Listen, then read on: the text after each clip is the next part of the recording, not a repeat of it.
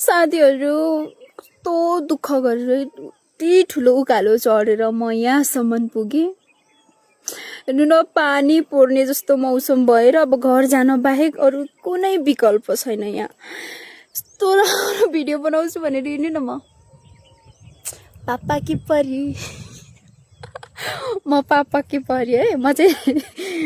अनि त्यस्तो यस्तो राम्रो छ भने यति राम्रो ठाउँमा हेर्नु, यस्तो खुल्ला ठाउँमा आएर यस्तो दामी यहाँ सिन हेर्नु न, जङ्गलहरू यस्तो राम्रो हरियाली भएर, अनि यतापट्टि गाउँहरू छ है, त्यो पारिपट्टि, अनि यता यो चाहिँ यो ठाउँहरू छ, यस्तो राम्रो राम्रो छ। यस्तो भनेर म यहाँसम्म, यो ठाउँसम्म, यो ढिप्का, यो डाँडोसम्म हेर्नु न, यहाँ पछाडि कस्तो अप्ठ्यारो छ है, यहाँ उतापट्टि कस्तो अप्ठ्यारो छ। अनि म यहाँसम्म आएँ, यहाँसम्म पुगेँ।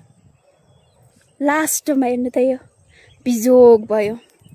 अब घर जान्छु म। के गर्नु, दुःख भन्ने कुरा यस्तै हो।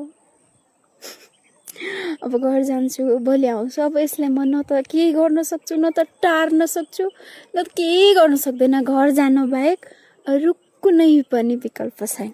त्यसैले म साथीहरू आजको दिन म दुखी भएर घर जाँदैछु।